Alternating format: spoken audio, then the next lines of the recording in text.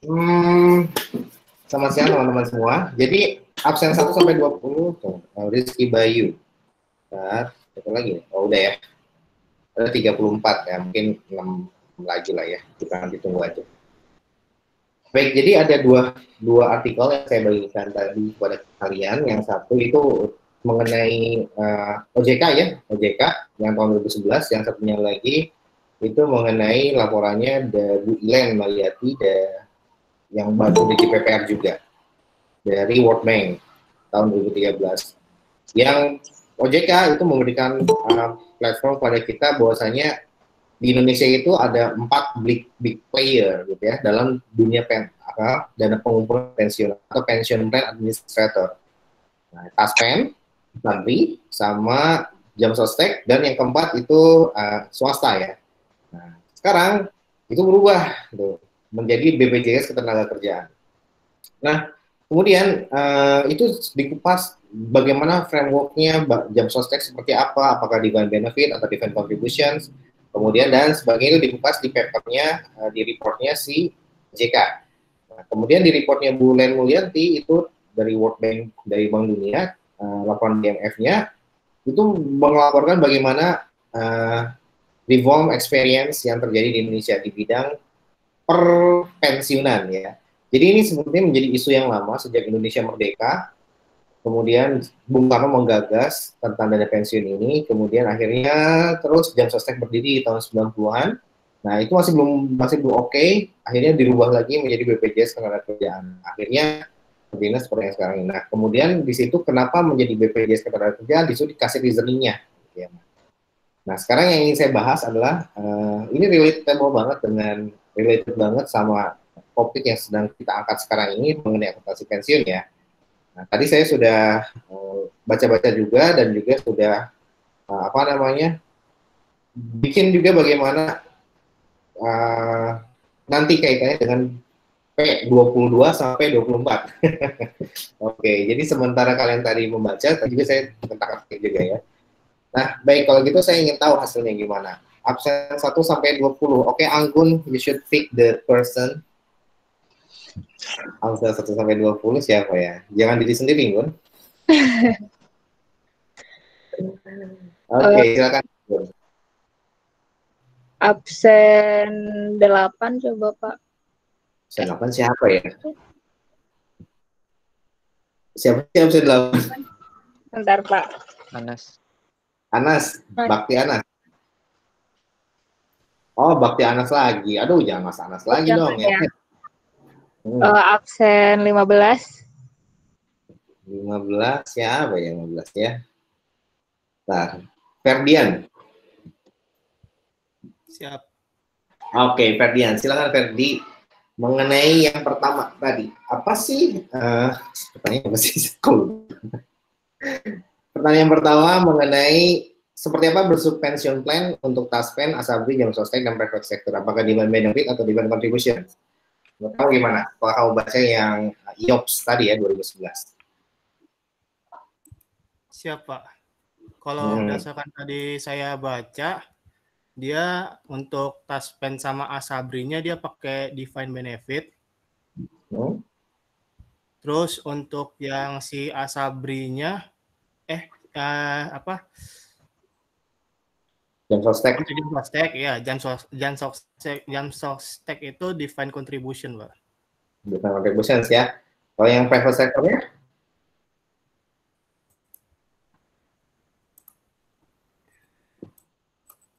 Yang mana, Pak? Yang private sector-nya? Oh, oke. Mungkin pertanyaan gini, saya ubah. Kalau yang dimaksud dengan Jam Sostek Asabri itu untuk siapa? Kemudian Taspen sama Asabri untuk siapa? Jam Sostek untuk siapa gitu ya? Untuk PNSK, untuk ABRI, atau untuk BUMN? Nah, silakan dijelasin coba. Jadi Taspen itu untuk siapa sih? Untuk Taspen itu dia untuk apa? Untuk PNS, Pak. Kalau Asabri itu dia Polri sama TNI, saya ingat saya. Jam Sostek itu untuk private sektornya. Oke, private sektor BUMN ya. Nah, kalau yang dimaksud dengan define contributions untuk si jam sostek itu gimana tuh? Bisa jelasin nggak? Untuk real case di Indonesia. Define contribution, ya Yang iuran untuk BPJS itu Pak. oh, enggak yang jam sostek tadi yang di laporan ini, Ya, laporan reportnya. Gimana tuh maksudnya? Define contribution itu apa? kalau define contribution itu kan dia iuran yang tetap Pak. Kalau define benefit di Taspen, bedanya apa dengan define contribution? Jadi kalau contribution kan dia setiap periode tertentu dia bayar iuran tetap gitu Pak.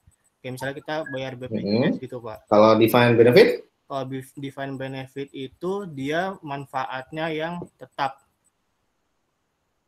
Jadi sudah ditentukan sama pemberi kerjanya Pak. Yang menanggung resiko itu pemberi kerjanya.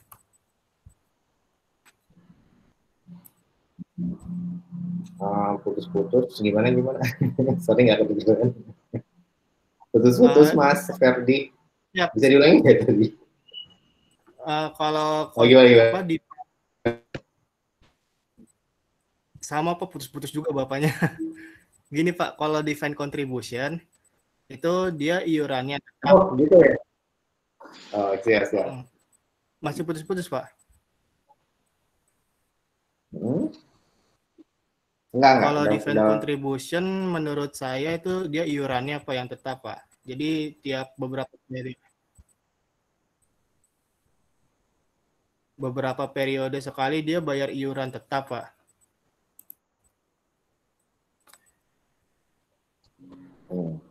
Oke. Kalau define benefit itu dia manfaatnya yang tetap Pak. Jadi pemberi kerjanya yang nentuin yang menanggung resiko Pak. Oh gitu ya. Oke, ya. Oke. Thank you. Thank you Mas Ferdi ya. Terus yang habis Mas Ferdi siapa Bun? Absen 1 sampai 20. Saya pengen nanya. Tunjuk aja Pak. Oh gitu. Mas Ferdi tunjuk aja katanya.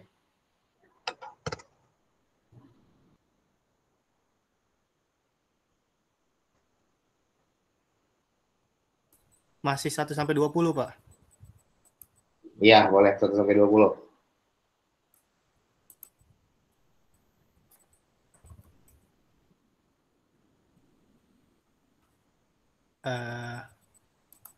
Mungkin ke cewek dulu kali Pak. Boleh cewek. Gantian cewek ke Arsa Pak. Arsa ya. Arsa itu namanya siapa? Arsa Rinda. Oh, Arsa Rinda. Wah, oke. Arsa. Silakan. Iya, siapa? Oh, ada Zun Rafiq. Oh, bagus ya. Dia habis ikutan ini ya. Susulan ya. Oke, Arsa Rindra Puspa Pratiwi. Arsa. Mana? Iya, Pak.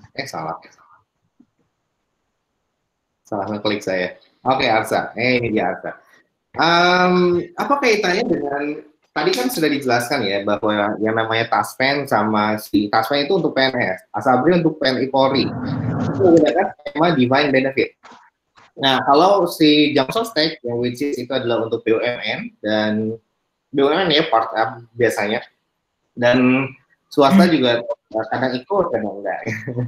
Nah, itu menggunakan demand contributions ya. Nah, terus kira-kira apa sih kaitannya dengan chapter 20 ini? Menurut kamu? Kaitannya dengan chapter 20. Kalau chapter 20 itu bahas tentang pensiun, Pak. Nah, apa tuh namanya? Define contribution sama apa tadi? Benefit itu masuk dalam bab 20, Pak. Jadi gimana ceritanya? Masuk dalam bab 20. Apa yang kita pelajari di bab 20 yang itu kira-kira terkait dengan si papernya ya terkait dengan skema-skema yang tadi. Kira-kira apakah kita bisa menggunakan knowledge dari chapter 20 untuk menghitung berapa define untuk mencatat define contributions-nya? Atau kita mempelajari Kalau di gimana Pak? Putus-putus Pak suaranya. Oh, saya putus-putus ya. Oke, maaf, Iya. maaf. Jadi, kedengeran nggak? Iya, udah kedengeran. Gimana Pak? Oke, putus-putus nggak ya? Iya. Oke, jadi gini. Kalau Kan kita di chapter 20 sudah belajar mengenai worksheet, akuntansi pensiun, dan sebagainya. Nah, kira-kira kaitannya dengan yang tadi, cocoknya kita, apa yang kita pelajari itu masuk ke yang mana? Apakah masuk ke taspennya, atau masuk ke si sosteknya, atau masuk ke yang mana? Jadi, apa yang kaitannya dengan yang sudah kita pelajari dalam worksheet, itu bisa kita manfaatkan untuk skema yang mana? Skema taspen, jam sostek, atau skema si Asabri? Pencatatannya biasanya ke taspen ya Pak? Taspen. Oke. Kayaknya yang mana?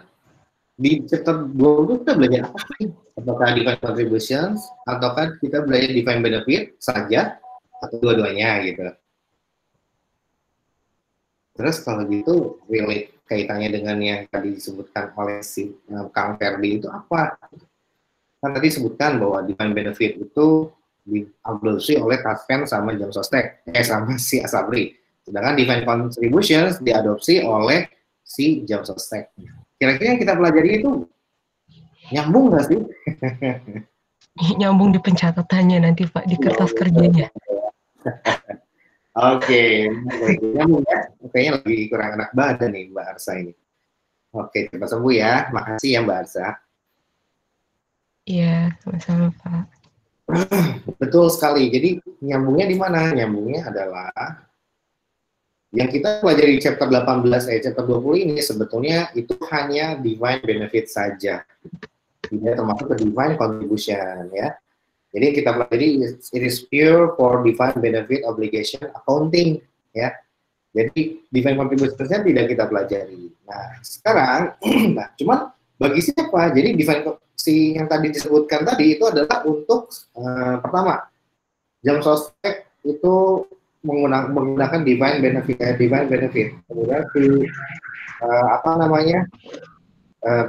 BPJS bukan jam sostek apa sih? Taspen sama Asabri define benefit. Jam sostek define contributions. Nah, sedangkan yang kita pelajari di KSO ini adalah define benefit.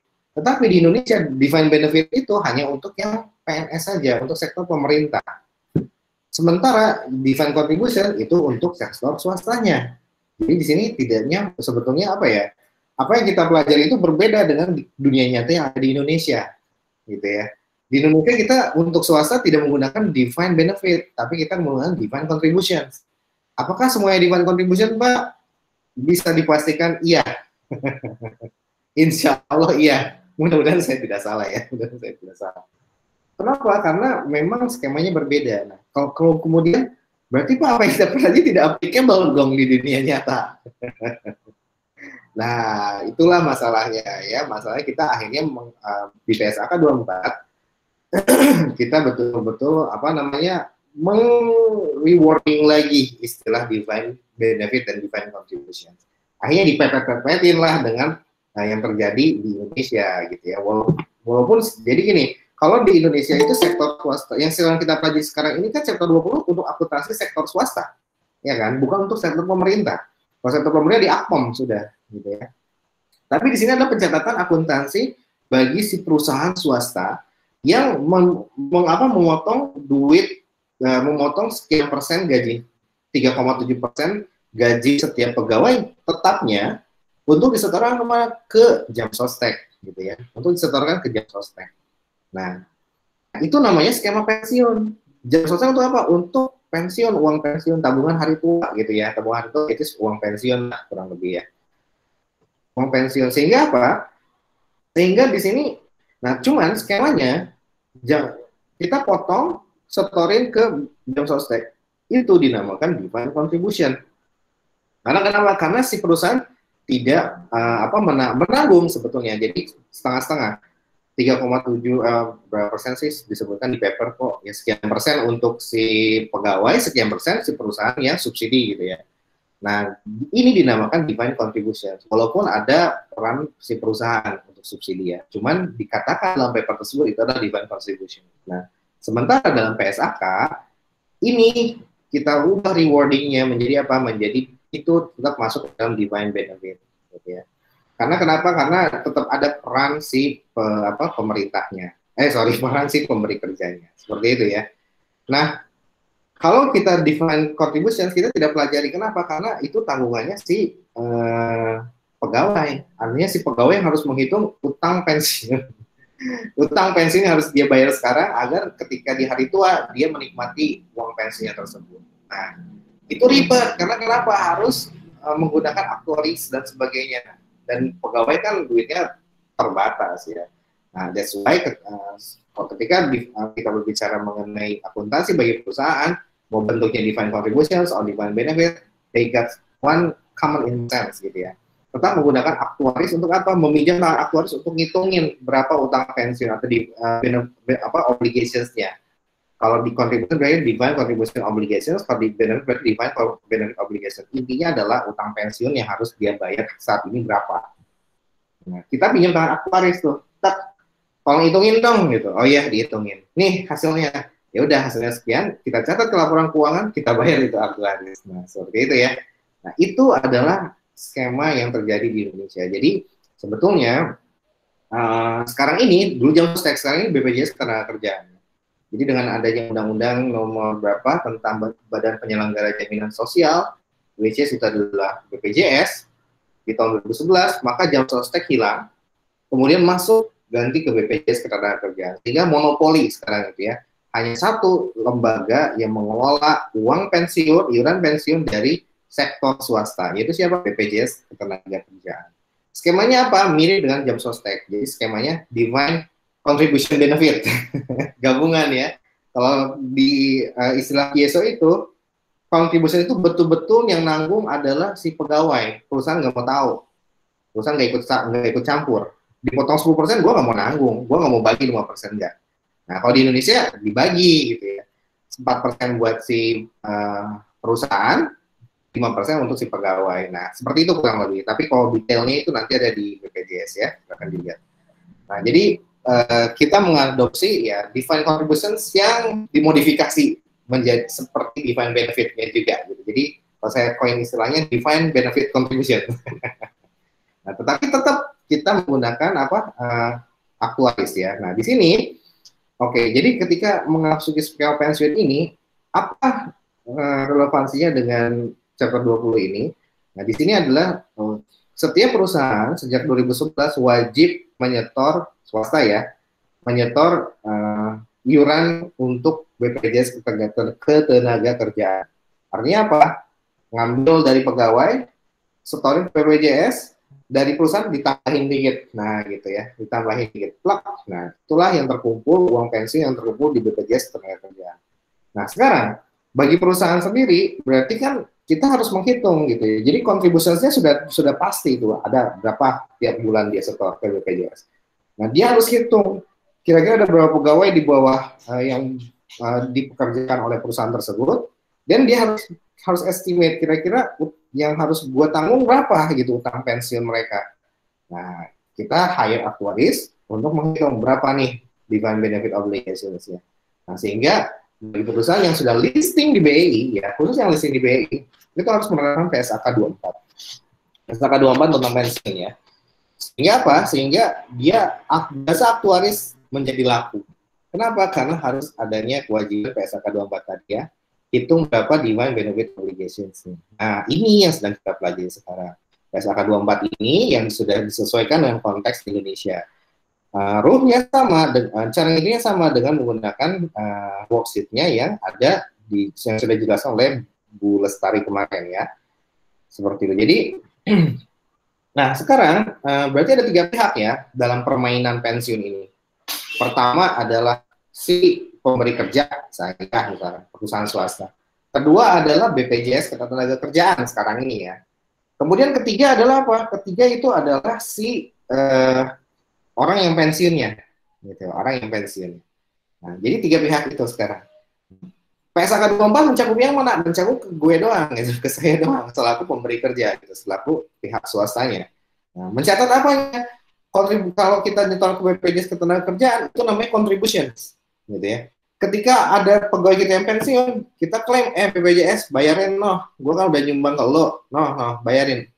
Apa, pegawai gue pensiun, BPJS langsung transfer ke si pegawai pensiun tersebut, gitu ya. Nah, seperti itu skemanya. Nah, sekarang berarti kita harus menghitung tugasnya kita sebagai perusahaan mengadopsi PSAK 24 harus menghitung. Kalau gitu, yang udah saya setorin berapa, kewajiban saya berapa, udah terpenuhi belum, gitu. Nah, itulah seninya, itulah PSAK 24, itulah tugas kita selaku akuntan, menghitung berapa, mencatat bukan menghitung ya, mencatat berapa berapa DBO-nya, dan berapa pension expense yang kita keluarkan, berapa interest expense-nya, dan berapa OC-nya. 3 itu aja. Pension expense, interest expense, sama OC, gitu ya. OC itu berkaitan dengan remeasurement-nya, gitu ya. Apakah asset gain, atau loss, atau liability gain or loss, gitu ya. Oke, sebetulnya ini gampang sih mengenai worksheet-nya ini. Hanya saja Allah bisa karena biasa ya. Hanya saja kalian cuma permainan di Excel. Dan permainannya jangan permainan gitu-gitu doang. Jadi permainan ketika yang bawah diketahui, yang ini enggak, yang ini diketahui, yang itu enggak. Nah, kita harus menghitung bolong-bolongnya aja. Di Kieso kemarin dijelaskan 3 contoh. 1 contoh sederhana, belum ada past service cost, belum ada remeasurement, gitu ya. Masih sederhana saja. Nah, dapatlah, bisa dikerjain. Contoh kedua, baru ketika ada past service cost. Gimana dampaknya terhadap worksheet? Ternyata kalau past service cost, kamu harus restatement dari si beginning balance-nya, gitu ya. Dari apa? Dari si DBO tok. Bukan dari si plan aset, tapi DBO tok yang kamu restatement ketika ada past service cost. Udah beres. Nah, kaitannya dengan apa? Dengan pension expense. Ketika ada past service, jadi past service cost itu pension expense, di debit, kreditnya adalah DBO ya. Nah, nanti kita hitung ulang berapa sih saldo awalnya. Itu sebagai acuan untuk menghitung interest expense di tahun tersebut ya. Sehingga interest expense-nya akan berubah setelah ditambahin dengan DBO past service cost tadi. Nah, itu yang contoh kedua. Contoh ketiga itu ada tentang apa? Remeasurement. Remeasurement kaitannya dengan apa? Dengan 2 tadi, DBO sama plan aset. DBO itu kita nyewa aktuaris untuk ngitungin berapa sih utang kita. Plan aset itu buat apa? Yang kita setorin ke BPJS Ketenagakerjaan berapa, gitu ya. Ada berapa duit yang ngendap di sana, gitu. Nah, cuma 2 itu aja, simpel sebetulnya. Nah, tetapi nah kita harus cari tahu, gitu ya. Kita harus cari tahu, kira-kira ketika DBO ini kan kaitannya dengan aktuaris. Nah, aktuaris itu berkaitan, jadi gini, aktuaris itu berkaitan dengan ngitungin berapa sih DBO-nya. Jadi, tugas kita di chapter 20 ini lebih mudah. Jadi, kalau saya mau bisa simpulkan, chapter 18 kita harus ngitung pengakuan pendapatan. Ada 5 step, ya kan? Step kelima kita tahu kapan diakui, pada saat pembeli mendapatkan kontrol, itu hukum asalnya, gitu ya. Kemudian yang kedua, sekarang, ketika udah tahu kapan diakui, pengukuran berapa yang harus kita cantumkan gitu uangnya, how much. Jadi yang pertama itu pengukuran, kemudian yang kedua itu how much, itu pengukuran. Nah, kalau di revenue recognition kemarin berarti kita mengukur berapa sih pendapatannya harus kita akui, transaction price-nya berapa, ada berapa performance obligations, dialokasikan nggak? Kalau ada lebih dari 1 performance, maka dialokasikan ke masing-masing performance obligations. Apa yang dialokasikan? Transaction price. Nah, ya udah tinggal dialokasikan. Siapa yang mengalokasikan? Siapa yang hitung? Kita sendiri sebagai akuntan. Oke, berarti pengakuan sama pengukuran dilakukan oleh akuntan untuk revenue recognition. Jurnalnya gimana? Akuntan juga. Penyajiannya gimana? Tugasnya akuntan. Sehingga kesimpulannya untuk chapter 18 revenue recognition hanya mencatat sales revenue, mulai pengakuan, pengukuran, penjurnaan, penyajian dilakukan semua oleh akuntan. Nah, kalau chapter 20 tidak demikian. Kalau chapter 20 pengakuan, akuntan tugasnya kapan itu harus diakui. Pengukuran gimana? Kalau pengukuran, nah ini ribet banget coy. Ribet banget ngitung pensiun expense sama pensiun obligasi itu ribet sekali. Harus memasukkan banyak variabel, mortality rates, harus masukkan tingkat frekuensi dari risk yang yang di early retirement atau di pensiun ini, kemudian dimasukkan juga banyaklah variabel. Di present value kan juga liar lah pokoknya namanya. Sehingga gimana? Gue kagak sanggup lah. Kalau gitu kita hire aktuaris. Nah, disinilah tugasnya lebih mudah. Nah, jadi kalau di chapter 20 ini pengakuannya oleh akuntan, yang ngitungnya si aktuaris, yang menyerangnya kita juga, penyajiannya kita juga. Nah, tugas kita berarti lebih mudah. Udah dapat given DBO-nya berapa. Udah given juga current service cost-nya berapa. Udah given juga pas service cost-nya berapa. Gitu ya. Jadi lebih mudah gitu, lebih mudah hidupnya. Sehingga tugas akuntan di sini ngapain? Bikin worksheet doang gitu. Nah, seperti itu. Sehingga permainannya untuk chapter 20 ini hanya ada di worksheet saja gitu ya. Di worksheet saja. Nah, sekarang siapkan laptop, siapkan Excel, buka Microsoft Excel ya, kita buat template bareng-bareng ya. Kita buat template untuk chapter 18 ini bareng-bareng ya. Saya akan menjelaskan dulu step by step-nya di Excel mengenai yang apa sih namanya teh P22 sama P24 ya. Nah, dan kita nanti akan lihat di latihan 19-13, latihan ujian tahun kemarin.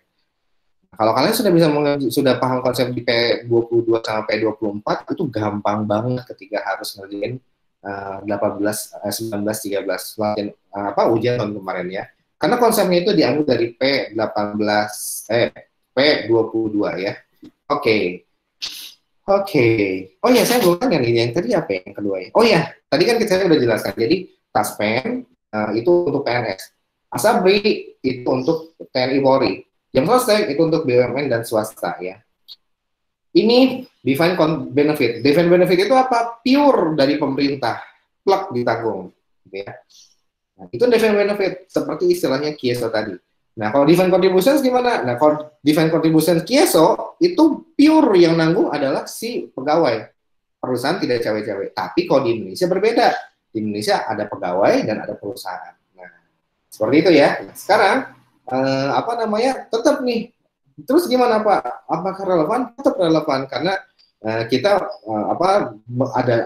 ada unsur kita juga gitu ya.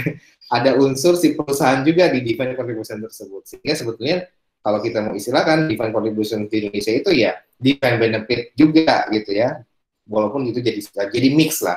Mix antara benefit sama contribution gitu ya. Dan di sini karena ada uang perusahaan yang ditanamkan di sana dan juga diatur oleh undang-undang tenaga kerjaan, akhirnya mau tidak mau perusahaan harus bikin worksheet. Harus bikin worksheet-nya untuk melihat berapa utang pensiun yang perusahaan harus tanggung. Nah, that's why kita harus belajar ini, kita harus lihat juga worksheet-nya seperti apa. Intinya, output dari worksheet tersebut hanya menghasilkan satu jurnal ya. Jurnal pension expense, nah ini jadi digabungkan jadi satu ya. Jadi hanya untuk mengidentifikasi 3 akun. Pension expense, interest expense, sama OCI gitu ya, yang berkaitan dengan measurement. Pension expense itu service cost sama past service cost. Service cost apa? Service cost itu peningkatan dari present value dari CDBO-nya ya. Bukan penurunan. Service itu peningkatan gitu ya. Nah, kalau si past service cost itu pension expense juga, tetapi karena apa? Karena adanya amandemen dari kontrak dan curtailment. Hanya ada 2 itu past service cost ya. Kalau curtailment apa? Pengurangan pegawai. Ini itu bukan penambahan pegawai, tapi pengurangan pegawai, curtailment. Nah, itu semua berkaitan dengan pension expense. Nah, kemudian yang kedua itu adalah si interest expense. Nah, ini berkaitan dengan apa? The interest expense berkaitan dengan DBO-nya, defined benefit obligations, dan berkaitan dengan apa? Berkaitan dengan si plan asetnya. Itu semua jadi di interest expense ya. Ketiga adalah OCI. Nah, OCI ini berkaitan dengan measurement. Maksudnya apa? Berkaitan sama tadi juga kayak interest expense, DBO sama si plan asetnya. Nah, nanti kita coba lihat ya. Kita coba lihat contoh soalnya. Jadi kalau untuk measurement berkaitan dengan DBO, maka dia membandingkan antara DBO berdasarkan hasil perhitungan aktuaris karena adanya perubahan asumsi yang dipakai dibandingkan dengan DBO yang realnya, gitu ya. Itu harus harus dilihat. Kalau ada selisih ternyata itu menghasilkan gain or loss. Kalau distribution dan aset cukup dibandingkan antara actual return dengan interest revenue aja. That's it, beres ya. Jadi kalian harus ingat-ingat terus ya gimana tiga hal ini ya. Pension expense, interest expense, sama OC. OC berkaitan dengan remeasurement dari asset gain atau liability gain or loss, gitu ya. Nah, sekarang tadi itu kan udah ya. Nah, sekarang saya pengen tahu nih, tadi kan sudah baca juga. Nah, absen 21 sampai 40, saya belum nanya nih. Kenapa berubah terus sih skemanya gitu ya? Apa sih kelemahan dari si sistem lama, yaitu jam sostek dan sebagainya? Sehingga berubah, akhirnya dihapus menjadi sekarang hanya satu saja, yaitu BPJS Ketenagakerjaan. Nah, kenapa harus berubah jadi BPJS? Apakah ada kelemahan-kelemahan dari sistem lama? Nah, silakan, absen 1 sampai 40, pick one person, Anggun, to tell us about the story behind it. Ini saya yang putus-putus atau gimana ya?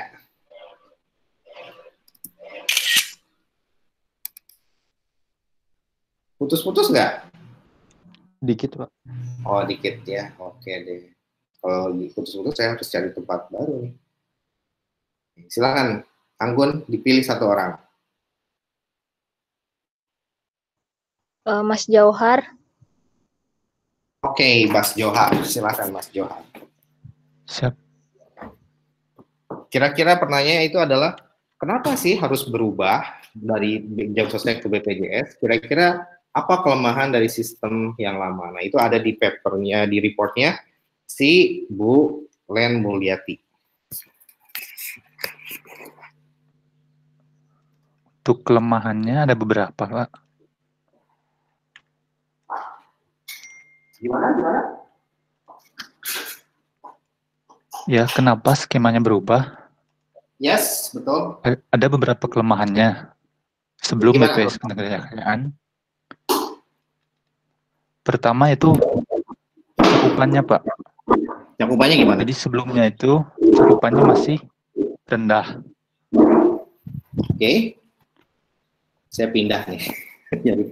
nyari posisi sinyal. Oke, gimana? Cakupannya rendah. Terus yang kedua? Ya, cakupannya masih rendah. Hmm. Jadi waktu itu hanya sekitar 12% dari total angkatan kerja yang dicakup. Sehingga masih banyak sektor-sektor yang belum tercakup. Oke. Lalu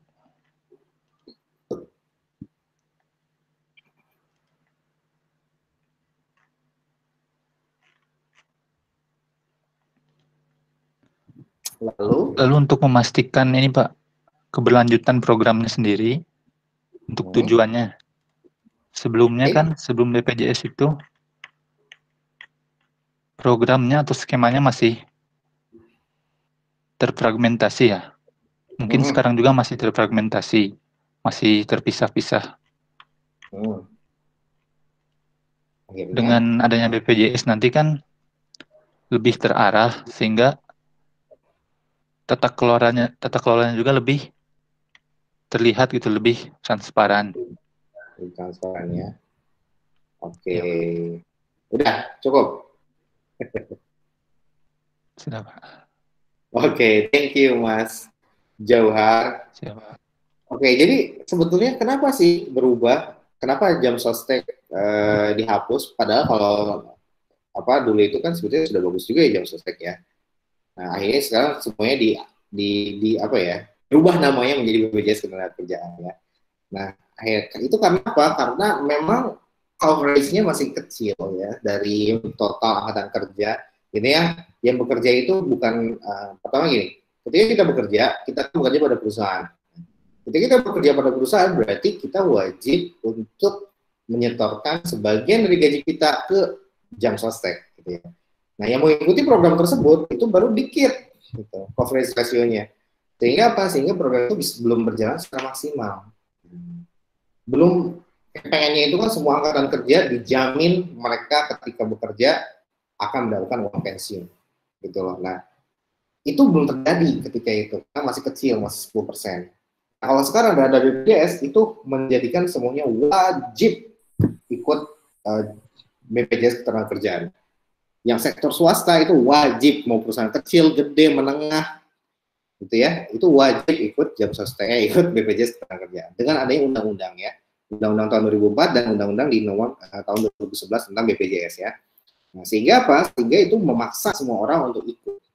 Nah, dan juga dampaknya apa? Dampaknya semua akan mendapatkan hak atas hak pensiun dia ya ketika di usia 56. Nah, seperti itu ide besarnya. Jadi 56 dia digaji oleh siapa? Oleh BPJS Ketenagakerjaan. Tapi apakah semuanya akan seperti itu? Nah, nggak tahu ya. Karena BPJS itu kan baru. Kita juga masih muda ya. Nah, seperti itu. Nah, kalau memang yang angkatan tua apakah benar menikmati? Nah, itu yang perlu dikaji.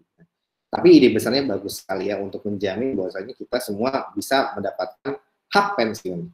Udah bekerja, selesai nganggur misalkan ya, kemudian bekerja lagi, nah ketika pensiun, ya udah kan, nggak ada yang mau lagi menerima kita. Tinggal kita menikmati hidup dari uang santunan dari BPJS Ketenagakerjaan. Itu sih ide besarnya ya, itu ide besarnya. Cuman apakah mampu berjalan atau enggak, wallahu alam, saya juga belum tahu secara pasti ya.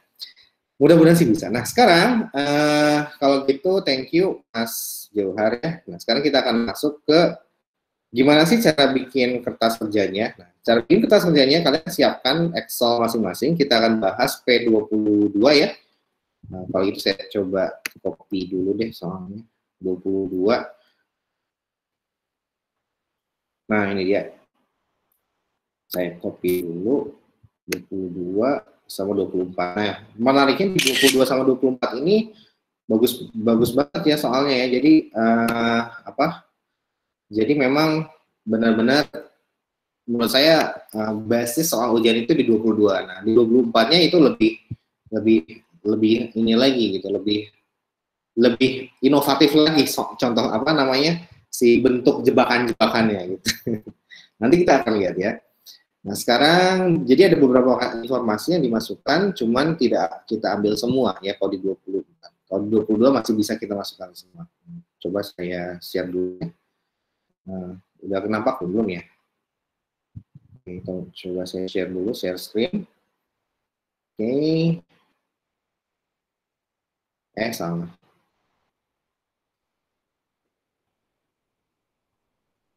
Ini, hop. Nah, belum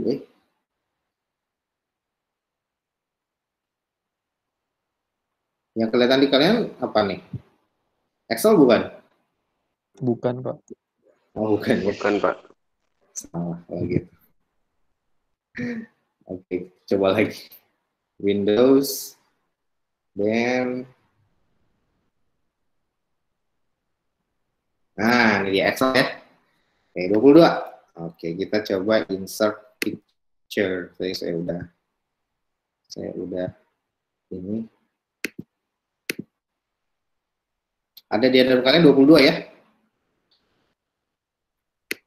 Sudah kelihatan 22-nya?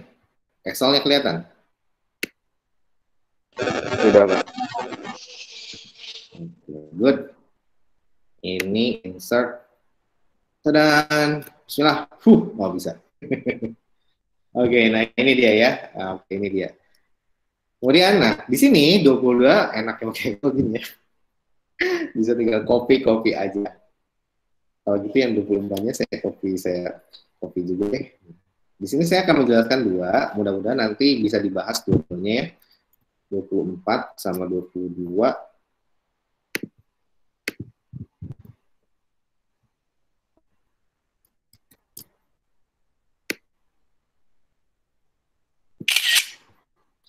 Oke, kita coba bahas. Nah, sekarang di sini 22 ini tadi saya bahas ini di kelas kemarin saya bahasnya langsung 1913 sih. Kalau yang kelas ini 22 dulu deh ya. Yang 2020-nya belum saya masukin. Nah, jadi gini. Pertama kalian bikin Excel ya. Tunggu, saya baca dulu. Pertama, di sini ada 3 years worksheet. Jadi ada 3 tahun kertas kerjanya ya selama 3 tahun. Seperti contohnya Kirso banget nih. Jadi Jackson mengadopsi Acceptable Accounting for its Defined Benefit Pension Plan. Jadi pada tanggal 1 Januari dia mengadopsi DBO ya, Defined Benefit. Nah, di sini following balance, saldo awalnya adalah plan aset 200.000, Defined Benefit Obligations-nya 250.000. Nah, tidak sama nih. Kalau di contoh KSO awalnya ini sama 200. Nah, kalau di sini ini berbeda, gitu ya. Berbeda dengan yang di contohnya. Ternyata di sini ada kelebihan nih, kelebihan berapa? Kelebihan 50.000 gitu ya. Di sisi DBO-nya. Cuman di sini ada triknya, nanti kita lihat masuk di kertas kerjanya ya. Oke lah. Apakah 50.000 kita laporkan atau tidak? Nah, nanti kita lihat di kertas kerjanya ya. Kalau di kertas kerjanya ingin 11 sih iya. Tapi nanti saya coba jelaskan. Nah, pertama saya jelasin dulu soalnya ya. Pertama,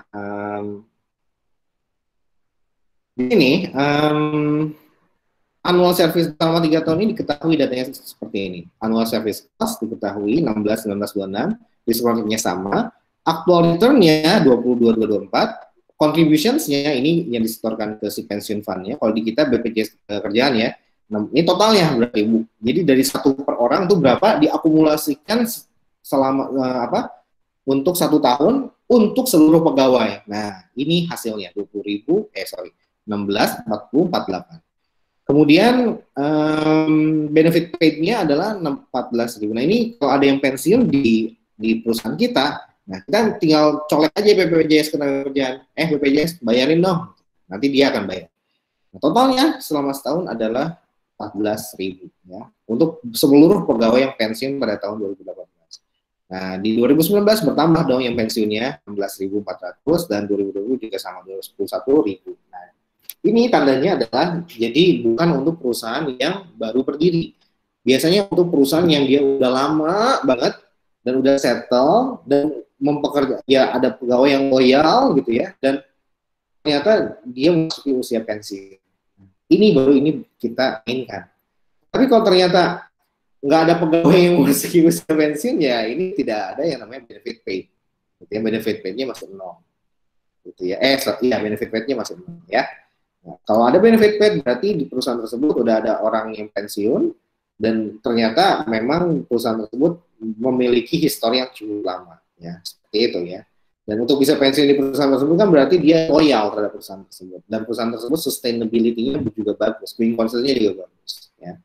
Nah, di sini kalau di Indonesia itu usianya 55 tahun ke atas. Ya kalau di Amerika saya nggak tahu. Kemudian di sini ada plus service cost karena adanya amendment atau perubahan dari si kontrak antara si perusahaan Jackson dengan si pension fund-nya. Menghasilkan, nah ini siapa yang hitung? Yang hitung adalah si actuaries, 160.000 ya. Nah, kemudian ada change in actuarial assumptions ini 520.000 ya. Nah, kemudian sekarang kita lihat ya. Di sini yang menentukan kalau gitu peran aktuaris di mana? Pertama, aktuaris itu menentukan DBO-nya. DBO awalnya ini 250.000. Ini aktuaris yang menentukan. Nah, kemudian perubahan tiap tahunnya itu aktuaris juga yang menentukan. Jadi penambahan tiap tahunnya 16.000, 19, 26, ini semua aktuaris, kerjaan aktuaris. Nah, kemudian apalagi past service cost itu adalah kerjaan aktuaris. Jadi given tuh annual service cost, past service cost given. Nah, change in actuarial assumptions ini adalah remeasurement. Nah, ini juga kerjanya aktuaris ya. Oke, sisanya itu kita yang menentukan, gitu ya.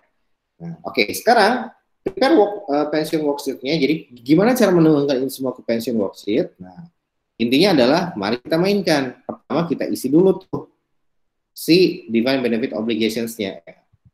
Berapa? 250.000. Berarti dia dikreditkan minus 250.000 ya. Kemudian plan asetnya berapa? Nah, ini kalau gitu ini saya hapus.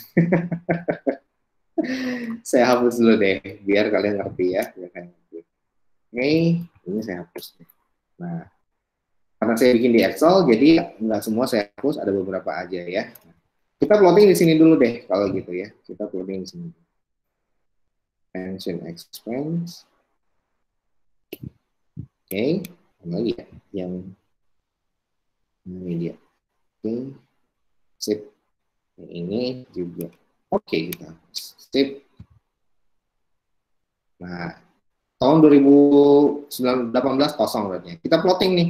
Yang pertama, Defined benefit obligations dulu. Karena DBO itu adalah utang, maka utang tambah di mana? Di kredit. Berarti ini sama dengan 250, sama dengan minus ya. Bisa langsung sama dengan atau nggak usah sama dengan. Jadi minus 250.000. Nah, ini sama dengan lah.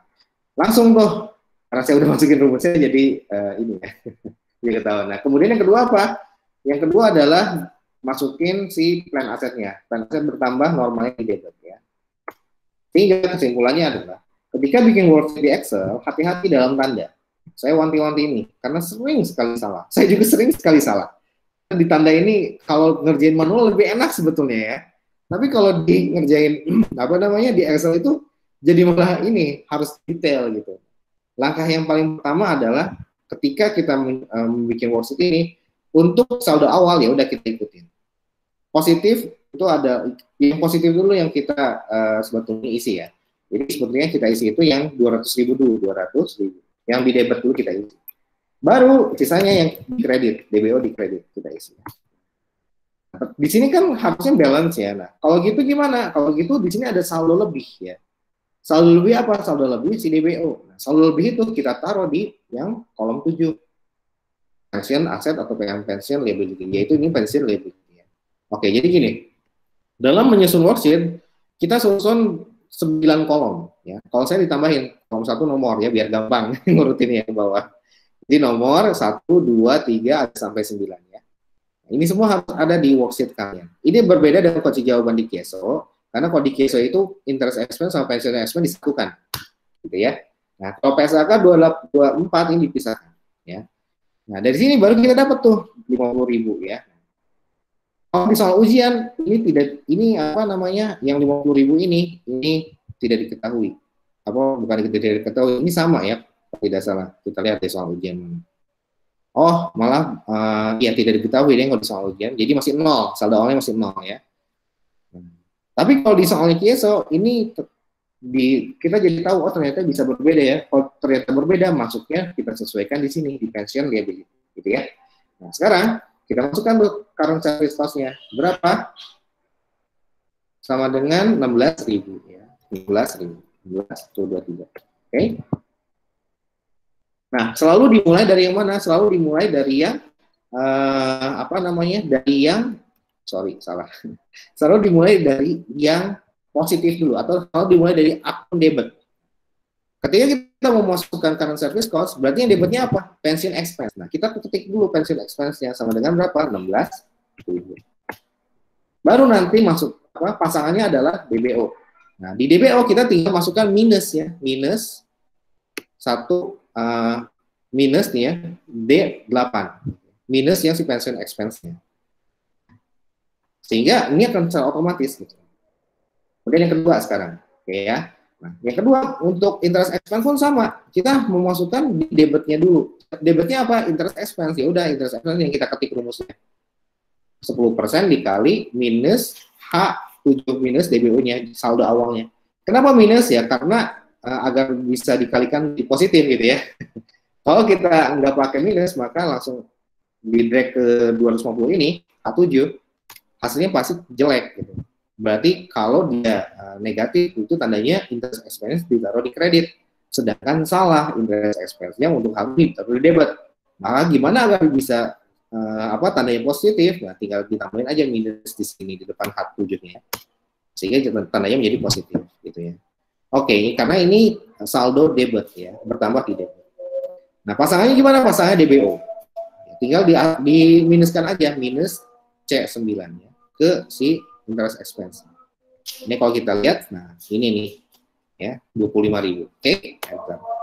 Nah kalau interest revenue gimana? Kita cari debitnya mana dulu? Debitnya adalah plan aset ya. Kalau plan aset berarti gimana? Kalau plan aset berarti ya, udah tinggal masukin tuh 10% dikali dengan si, plan asetnya berapa? Interest revenue-nya 10% dikali dengan saldo plan asetnya. Sama dengan 10% dikali saldo plan asetnya. Saldo awal ya 200.000. 20.000. Baru di pasangannya ada interest revenue. Nah, interest revenue diminuskan ya. Minus dari si 20.000 ini. Gitu ya. Oke.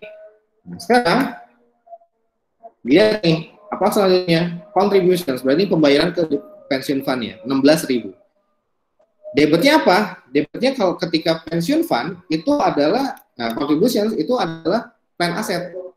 Plan asetnya bertambah, itu di debit 16.000. Kreditnya apa? Kreditnya cash, berarti ini tinggal sama dengan minus dari si I11 ya, yang 16.000 ini. Kita klik aja di sini. Sama dengan minus 16.000. Nah, seperti ini jadinya. Kemudian next, benefit. Nah, kalau benefit itu artinya pembayaran uang pensiun kepada pegawai yang pensiun. Berapa? Tahun ini 14.000. Nah, kalau benefit berarti bertambah di mana? Debitnya adalah si DBO-nya. Debitnya adalah DBO. Kenapa DBO? Karena DBO-nya berkurang.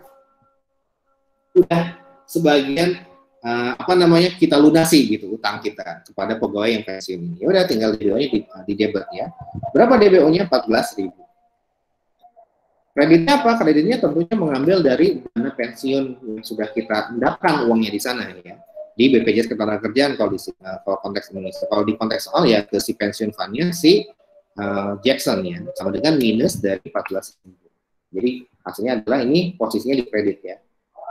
Untuk worksheet, posisi minus itu selalu menandakan bahwasannya akun nilainya ditaruh di kredit. Seperti itu ya.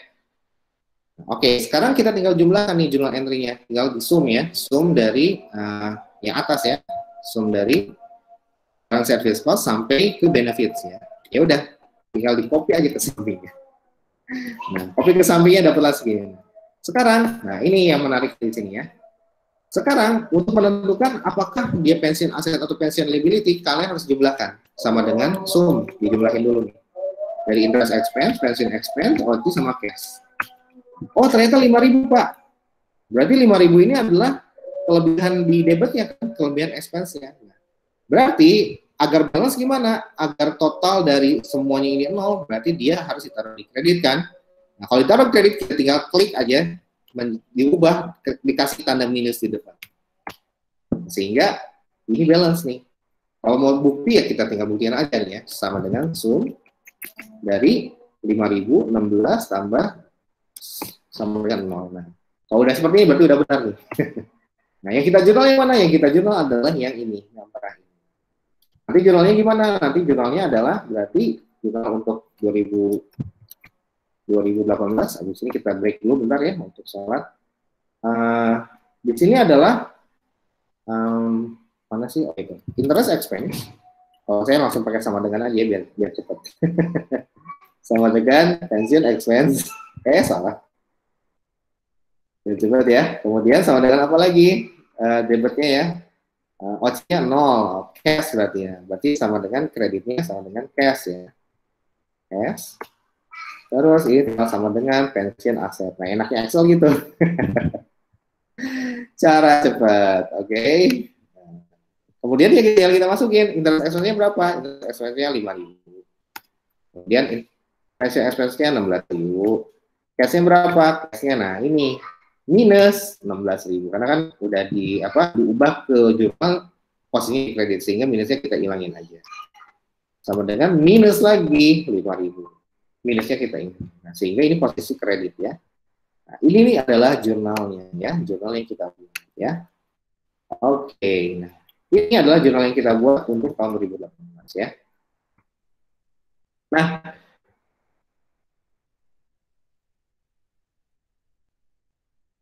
ini adalah jurnal yang kita buat untuk tahun 2018 ya. Nah, ini semua. Nah, sekarang kalau gitu kita harus pastikan nih, apakah kita benar atau enggak. Nah, sekarang kita hitung saldo akhirnya.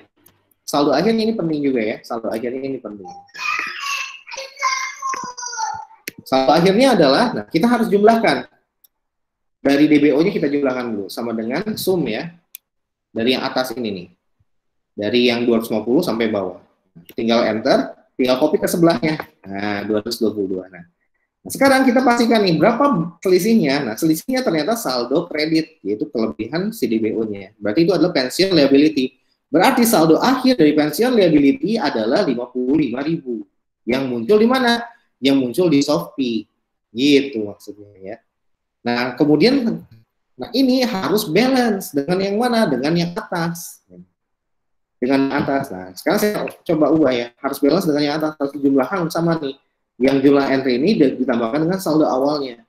Harus sama. Nah, ternyata sama tuh. Sudah, kalau sama sudah benar perhitungan kita. Kalau di saya mengubah bahwa yang tadi saya jumlah untuk meng-cross check bahwasanya perhitungan saya benar atau tidak, ya udah tinggal saya masukkan checksumnya di sini, sum sama dengan jumlah entry ini sampai atas di blok sampai 50.000 tinggal enter 55.000 sama kan? Nah, ini menjadi saldo awal. Menjadi saldo awal tahun berikutnya ya. Tinggal sama dengan aja sama dengan atas gitu ya. Nah, beres. Dan kita masukin lagi yang mana? Yang pas service cost ya. Oh, ada pas service cost nggak? Oh, ada nih. Di tahun kedua ada pas service cost 160.000. Berapa? 160.000. Ketika 160.000, nah kita harus memosisikan pas service cost ini di mana? Apakah di ini coba saya hapus dulu, ini juga saya hapus lagi, ini juga saya hapus lagi, hapus dan hapus dan hapus. Salah. Kok nggak bisa? Salah. Asset loss hapus. Oh, ini salah. Oke. Kemudian, udah sip ya. Sekarang kita harus tentukan nih pas service cost tahun kedua ya, udah di state nih atas balance-nya berapa ya. Kita state lagi deh biar gampang. Oke. Kita lihat lagi. Nah, di sini ini warnanya beda. Biar udah sama. Sip. Nah, sekarang service cost. Kalau service cost, maka dia akan menambah interest pension expense. Pasangannya apa? Pasangannya DBO. Kalau gitu gimana? Ya udah kita state dulu di sini sama dengan berapa tadi teh? 160.000 ya. 160.23. Nah, baru di DBO-nya kita minus si pension expense-nya 160.000. Nah, akibatnya apa? Karena ada pas service cost, maka si beginning balance dari DBO harus disesuaikan. Ya udah tanggung deh, kalau gitu kita sesuaikan aja saldonya gitu ya. Saldo pension liability ya udah tetap sama 55.000. Nah, saldo DBO-nya ini kita jumlahkan. 277 ditambah 160 sama dengan berapa? 43. Saldo kredit. Nah, untuk pelunasannya tidak ada perubahan ya, tetap sama. Nah, ini udah beres. Kenapa kita harus kayak gitu? Karena nanti 437 ini sebagai dasar untuk pengalih dari interest expense gitu ya. Oke, sekarang kita coba masukkan data lainnya. Di sini ada annual service cost tahun 2019 19.000. Nah, service cost berarti menambah pension expense. Kita posisikan di sini sama dengan 19.23. Ya. Pasangannya adalah DBO. Nah, DBO-nya minus ya karena dikredit ya. Nah, udah saya masukkan. Nah, baru selanjutnya adalah interest expense. Nah, kalau interest expense, nah di sini kalian harus hati-hati ya. Di sini kalau interest expense berarti sama dengan berapa? 10%. Berapa sih? 10% oh ini. Dikali berapa? Dikali si 437. Nah, ini dia ya. Dikali balance adjusted yang baru. Nah, ini saya tandain dulu deh biar gampang. Nah, ini ya. Dikali balance yang baru. 43,700. Hanya saja ini kan minus nih. Nah, ini kalau tandanya minus berarti ini maksudnya adalah di kredit ya. Nah, salah dong. Berarti saya harus ubah notasi tandanya. Agar positif ya tinggal ditambahin aja angka minus di depan H17 ini ya. Atau di depan minus 10%. Whatever, bebas lah. Yang penting hasilnya positif. Oke. Nah, kalau gitu pasangannya apa? Pasangannya adalah si DBO ya. DBO-nya berarti sama dengan minus dari si 43700. Beres. Nah, sekarang interest revenue. Nah, interest revenue dia ditaruh di kredit. Debitnya apa? Debitnya adalah plan aset. Berarti plan aset yang kita masukin rumusnya gitu ya. Berapa plan asetnya? 10% dikali saldo setelah adjustment-nya. Berapa? Tinggal dikali atasnya 222. Barulah kita masukkan angka interest revenue sama dengan minus dari 22.200. Udah beres. Nah, sekarang ada contributions ya. Contributions-nya adalah 40.000. 40.000 berarti ya tinggal masukin aja contributions-nya itu. Berarti plan aset bertambah ya 40. Tuh 23. Dapat deh. Langsung ya. Benefitsnya berapa? Benefitsnya 16.400. Nah, kalau benefits berarti DPO ya, yang ditaruh di debit 16.400. Nah, pasangannya adalah plan aset. Nah, sekarang barulah masuk ke aset loss. Nah, pertanyaan saya sekarang. Di sini ada aset loss. Kok tahun 2018 ada? Tidak ada karena kita banding yang namanya aset gain or loss itu membandingkan antara actual return dibandingkan dengan interest revenue-nya. Nah, di tahun 2018 di sini interest revenue berapa? 20.000. Actual return-nya berapa? 20.000. Berarti 0 ya selisihnya. Sehingga tidak saya cantumkan apa yang namanya asset loss atau gain di tahun 2018. Nah, tetapi untuk di tahun 2019 kita lihat nih. Actual return-nya 22.000 ya, 22.000. Kemudian interest revenue berapa? 22.200. Nah, berarti ada kelebihan tuh 200 ya. Nah, di sini kalau actual return 22.000 ya, 22.000. Kemudian si interest revenue 22.200 berarti terjadi actual return-nya lebih rendah daripada interest revenue. Nah, kalau kondisinya lebih rendah, berarti dia namanya adalah asset loss ya. Nah, kalau asset loss berarti posisinya di OC, di debit OC. OC yang di debit ya. Sama dengan berapa? Sama dengan di sini nih. Tinggal dimasukkan aja interest revenue atau sum ya. Sum dari 20.000, 22.000 ya. Koma si interest revenue-nya 200. Nah, cuma di sini kan tandanya negatif ya. Nah, karena dia loss, maka harus tidak terlalu didebitkan. Tandanya kita ubah dengan memberikan notasi minus di depan sum. Nah, 200 tidak dapat ya, aset loss ya. Nah, oke. Jadi itu adalah aset loss. Itu adalah aset loss ya. Nah, sekarang pasangannya di mana? Pasangannya adalah plan asetnya yang berkurang ketika aset loss ya. Plan asetnya menjadi negatif. Tinggal ya sama dengan minus di 200. Udah gitu ada nggak liability gain or loss-nya? Tidak ada ya. Tidak sampai. Kalau gitu gimana Pak? Nah, kalau sudah seperti itu maka kalian tinggal Tinggal lakukan penyesuaiannya. Udah beres ya. Berarti tidak ada liability gain or loss.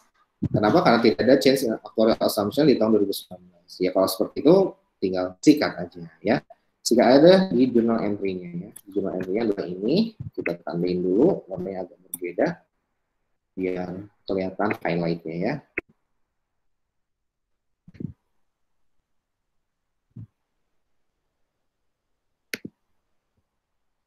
Kemudian, nah ini journal entry-nya juga, kita lihat journal entry-nya, kita jumlahin ya, sama dengan sum dari ini semua, 43 tambah ini ya. Dapatlah 21.500. Nah, yang ini triknya di pension expense kalau harus jumlahkan sumnya itu sampai atas, sampai si past service cost, gitu ya. Karena past service cost terjadi tahun ini. Oke, sampai sekian. Kemudian yang aset loss-nya sama aja 200, yang cash-nya juga minus 40. Nah, di sini baru kita taruh. Taruhnya apa? Taruhnya kita hitung sama dengan sum dulu nih semuanya. Oh, ternyata 150.000. Ternyata dia kelebihan debit ya, kelebihan di saldo debit. Berarti expense-nya berlebih ya. Pasangannya adalah berarti other balance tinggal harus minus, harus taruh di kredit. Kalau ketika ditaruh di kredit, maka ini namanya aset pension liability. Sekarang yang terakhir adalah berapa sih saldo akhirnya? Ini saya sampai dengan yang 2018 saja ya. Di sini kita break, kalian kerjakan yang latihan soal mengenai latihan 19-13 ya. Nah, di sini kita jumlahkan nih sum yang atas ya. Sumnya dari mana Pak? Dari mulai 437 ini. Setelah adjusted ya. Sampai bawah, sampai benefits ya. Sampai loss ya.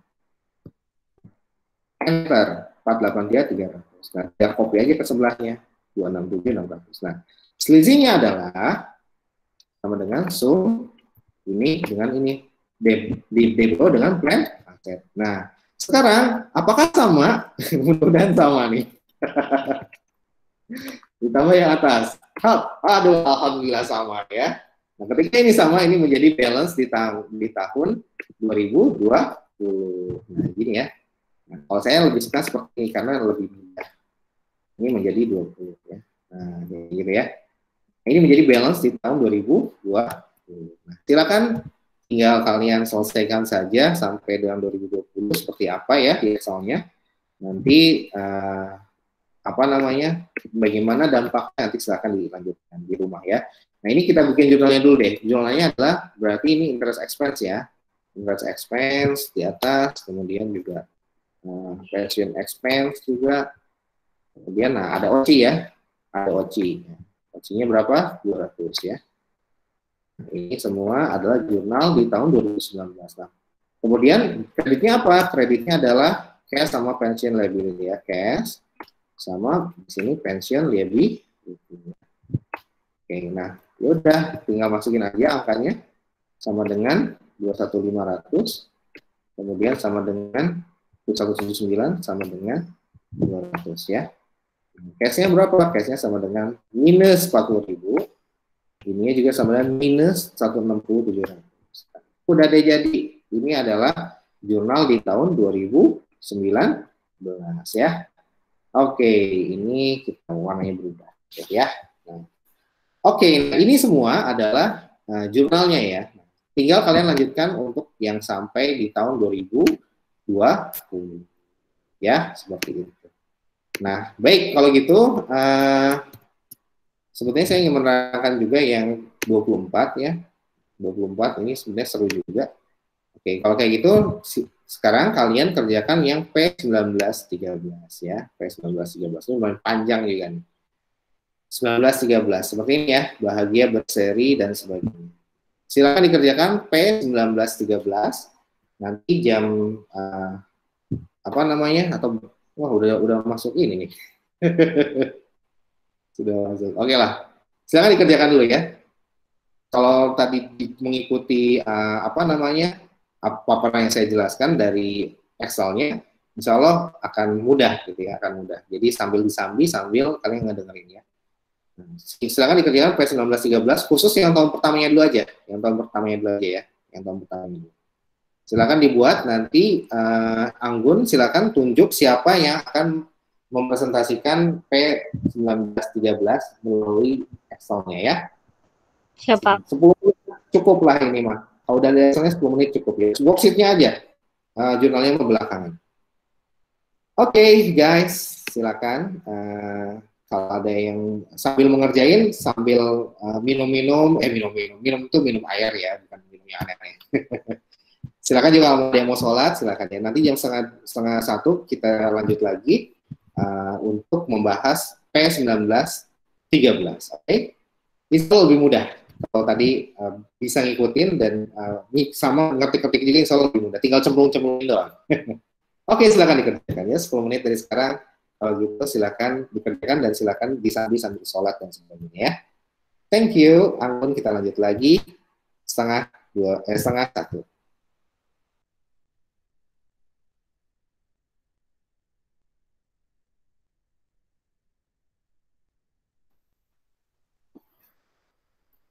Oke.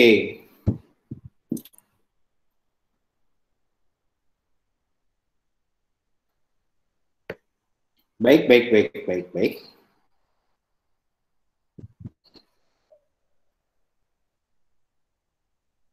Gimana? Senang, Gun?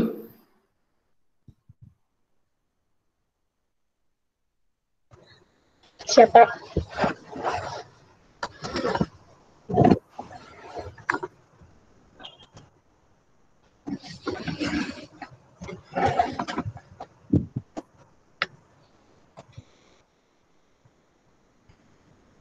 Sudah dibuat Excel-nya?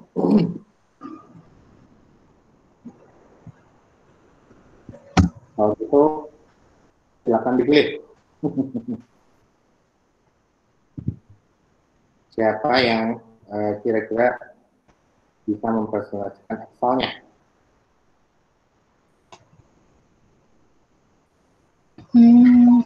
Kayaknya belum pada masuk, Pak. Belum pada masuk? Iya. Kamu udah buat belum? Siap sudah, Pak.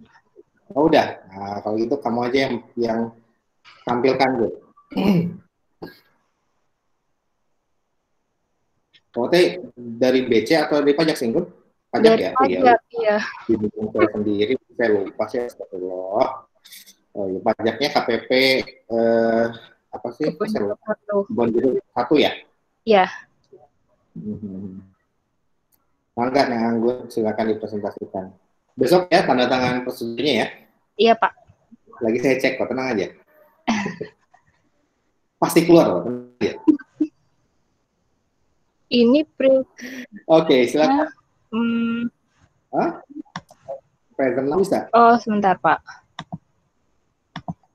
Ini. Di present now, kemudian di apa namanya?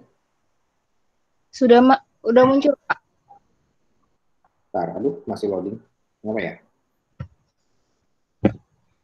Oke.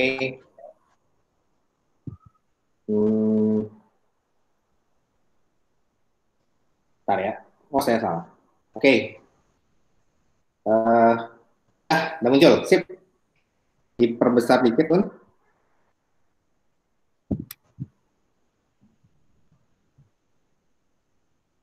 Ya, sip. Good.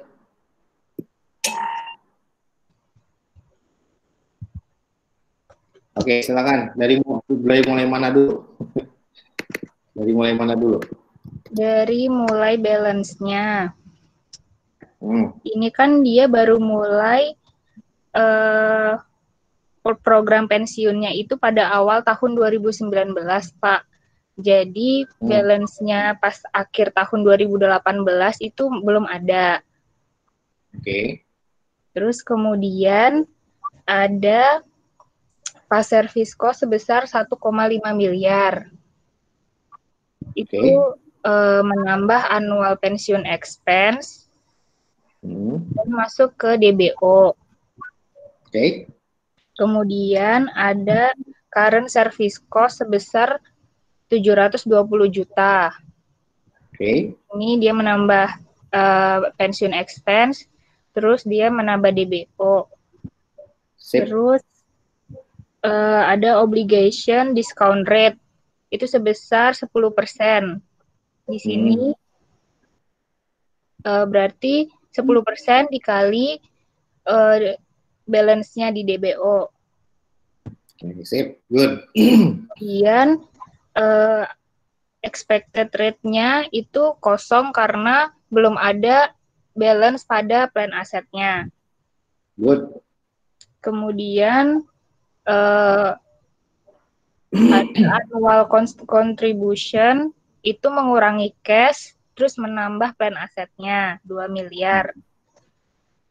Kemudian ada pembayaran benefit pada tahun 2019 itu mengurangi DBO dan mengurangi plan aset. Ya. Sebesar 430.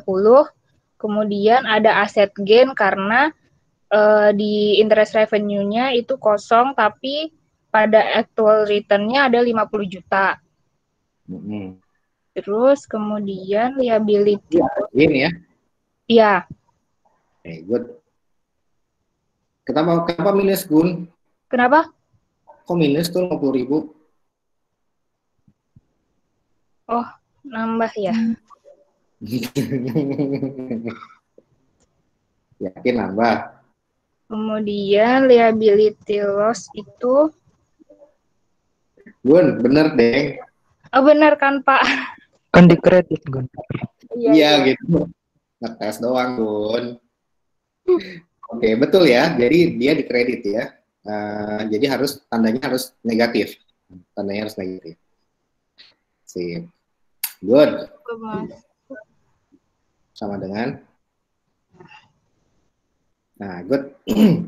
Nah, liability loss didebet tuh. Dari mana liability loss-nya? Liability loss itu dari benefit.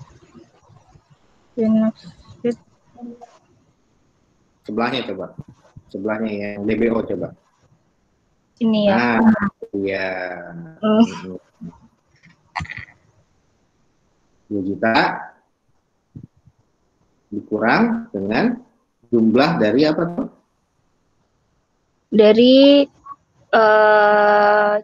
G6 dari ini balance-nya sampai 430 ya? Iya. Oke, nah Sekarang, kenapa kamu dipatok 2 jutanya di DBO yang paling bawah?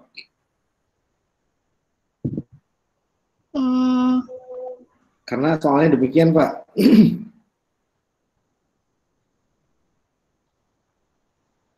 Gimana, Pak? Karena Betul, karena memang soalnya meminta demikian. Tapi saya pengen iseng gitu ya. Coba kamu jumlahkan dulu. Ada Yang- maksud kenapa soalnya demikian? Dijumlahkan dulu semuanya. Pasti sih 60.000. Oke, jumlahkan dulu semuanya. Sum dari mulai balance 11 sampai dengan 60.000. Nah, oh, sebentar. ya. Sum. Nah, good. Ya. Nah, harus 2 juta ya. Kalau ternyata kamu sumnya ternyata kurang dikit, row-nya kakak dikit masih nggak 2 juta, berarti ada yang salah gitu ya. Nah, ingat, ini kecil, tapi kalau di Excel itu sangat sangat krusial. Nah, sip, lanjut. Nah, sekarang 2 juta dapat tuh, berarti maksud dari soal, nah itu yang akan kita pakai. Jadi nanti kalau nanti di soal dirubah bahwa change in actuarial assumptions besarnya adalah sekitar 2,4 gitu atau 2,5, nah maka nanti yang di saldo akhirnya harus 2,5. Nah, berarti kita harus penyesuaian di liability gain or loss-nya, gitu maksudnya ya. Iya, Nah, sekarang kenapa itunya 380 sama nggak tuh antara di minus 2 juta sama ya dikurang 1620? Yap. Oke, lanjutkan gimana? Terus di jurnal ya, Pak? Iya, di jurnal. Ini udah balance belum balance-nya? Balance-nya udah balance. Yang sebelah mana, Pak? Yang balance 3112 udah sama dengan atas ya? Iya. Rumusnya, hasil penjumlahannya udah sama ya? Iya. Nah, ya udah sip. OG 17 117. Oh iya benar. Oke, yang atas cuma itu doang ya selisihnya ya. Sip. Nah, sekarang tinggal jurnalnya gimana? Jurnalnya Tinggal sama dengan aja. sama dengan financing cost ya. Yes, financing cost. Cost. Terus ini kemudian Berarti debit tuh. di debat cash. Kayaknya benar kredit, tapi OC yang debit. Kenapa, Pak? Jadi kalau bisa nanti urutannya itu financing cost, annual pension expense, baru Ya. OC. Baru Oh, setelah itu. dulu. Jadi nanti ketika ngurutin di bawahnya itu jadi lebih mudah. Nah, sama dengan OC. Ya.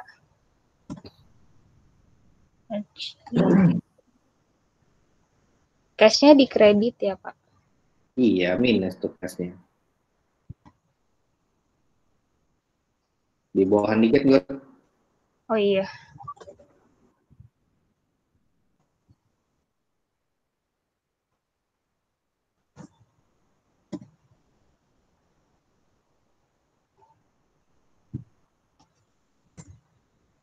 Nah, baru kita plotting aja tuh. Ya, tinggal di plotting. Oke, itu mah tinggal di plotting gampang. Nah, sekarang yang saya pengen ini kan coba bikin Softpi sama Soci-nya ya, Soci sama Soci-nya gitu. Kalau untuk Soci dulu deh, Soci dulu ya.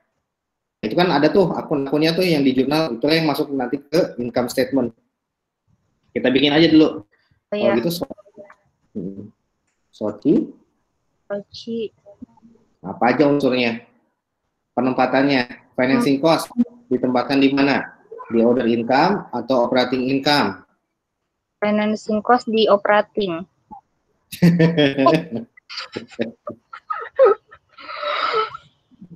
Financing cost, Neng. Oke ya, pension expense di mana? Berarti di operating order income ya. Nah, pension expense di order income and expense. OIE ya. Ya.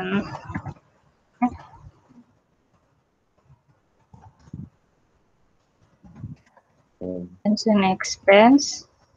Oh, tinggal sama dengan aja. Sama dengan yang atas tuh. Sama dengan. Jadi nggak usah diketik lagi. Sama dengan annual pension expense tuh. Kan di atas sudah ada jurnalnya tuh. Nah, tinggal di klik sama dengan. Nah, sama dengan lagi klik yang mana financing cost. Sebutannya kan gitu. Iya.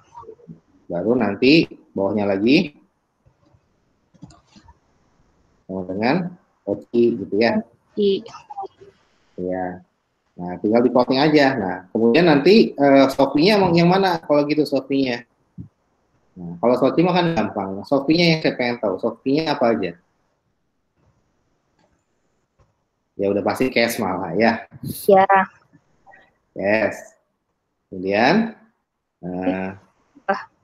boleh, gimana juga boleh. Kemudian itu di aset kan, pensiun AL-nya itu di mana, liability atau di aset? Kalau pensiun aset di aset gitu Pak. Kalau ini minus 380.000 ini ditaruh di mana? Di aset atau di liability? Di liability. Betul. Jadi jangan disatuin dengan cash. Langsung aja tulis liability. Liability. Nah, bawahnya baru untuk memisahkan ya. Ya. Bawahnya pensiun AL. Tinggal sama dengan klik. Nggak usah, tinggal sama dengan aja. Oh iya. Grogi kayaknya nih Anggun nih.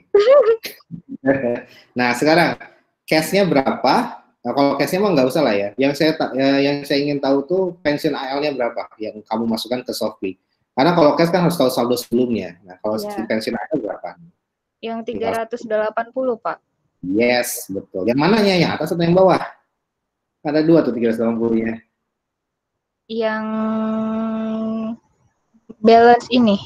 Ya, betul sekali. Yang balance ya, yang bawahnya ya. Iya. Nah, ada satu lagi nggak di equity? Ada AOC ya. Oh iya. Ada AOC ya. Pensiun dulu deh, pensiun 380 yang bawah. Nah, baru nanti equity, kasih nama equity. Baru nanti enter. Nah, itu menjadi apa? AOC ya. AOC. Berapa AOC-nya? Ya tinggal masukin aja tuh yang atasnya. Yang di apa? Warna oranye-oranye sama dengan 10.000 ya. Oke, beres. Nah, yang 380 itu jangan sampai minus tuh, berarti pensiun AL-nya itu sama dengan minus. Nah, sip, kali minus. Oke, good. Nah, ini adalah nanti Anggun tinggal masukin sisanya ya. Di plotting aja angka-angkanya. Silakan di-share ke teman-temannya di WG. Ini adalah kunci jawaban kalian ya. Karena kan saya tidak boleh membagikan kunci jawaban nih ceritanya. Tapi kan saya boleh mengarahkan, ya kan? Boleh mengarahkan kalian ya. Ya, udah deh gitu deh maksudnya. Oke, thank you Anggun. Tinggal dilengkapi aja nanti yang apa 2018-nya ya. Yang tahun selanjutnya. Itu gampang, tinggal plotting aja. Oke. Kalau gitu gampang ya ternyata. Insya Allah kalau udah kepegang pakai tangan sendiri mah ketemu kok. Oh ternyata miss-nya di mana gitu ya. Jadi nggak ada yang susah kok. Cuma faktor ketelitian aja. Ya. Cuma faktor ketelitian aja. Nah, makanya jangan ketika menggunakan Excel, kalian tidak akan bisa teliti kalau tidak pernah latihan, kalau belum pernah megang, gitu ya, megang Excel sendiri dengan tangan sendiri ya. Kalian harus megang Excel sendiri dengan tangan sendiri, harus coba di rumah ya, dengan tangan kalian sendiri. Jadi nanti ketika ngerjain jadi nggak bingung lagi gitu di Excel-nya di mana. Ini mudah, insya Allah nggak susah ya. Oke, kalau kayak gitu, kalau demikian kuliah kita hari ini. Nanti PR-nya berarti yang 24 ya lah ya. 24 itu agak tricky juga. Nanti kalian pelajari aja, karena ada beberapa informasi di situ. Ada 500 sama 800, mana yang dipakai? Nah, nanti lihat aja ke kunci jawabannya. Nah ya, tinggal lihat aja ke kunci jawaban case jadi 3 ya. Yang dipakai yang 800.000. Kenapa? Karena memang itu saldo akhir ya yang kita pakai. Yang 500-nya diabaikan. Tapi 500-nya itu apakah ada informasi yang terkandung di sini? Nanti kita lihat di 24 ya, kayak 24. Oke, teman-teman sekalian, mudah ya insya Allah. Angka yang 2 setelah mid-test ini insya Allah relatif lebih mudah dibandingkan dengan yang sebelum mid-test ya. Dan memang kabar gembiranya ini memang lebih mudah gitu. Jadi nanti abis ini adalah listing, kemudian setelahnya adalah change error ya. Nah, error mungkin ada logiknya juga dipakai.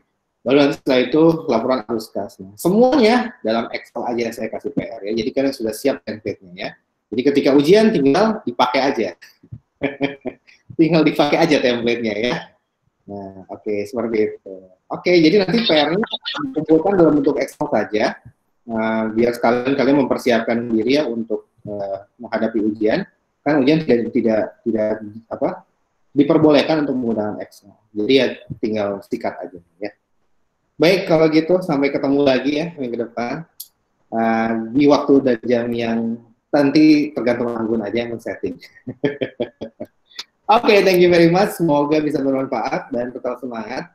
Mudah-mudahan KTTA kalian di-accept semua lah ya dan mendapatkan nilai yang bagus dan kalian segera lulus dari kampus ini ya. Amin. Kampus ini ya. Oke. Terima kasih semuanya. Assalamualaikum warahmatullahi wabarakatuh. Waalaikumsalam warahmatullahi wabarakatuh. Pak. Thank you everyone. Terima kasih Pak.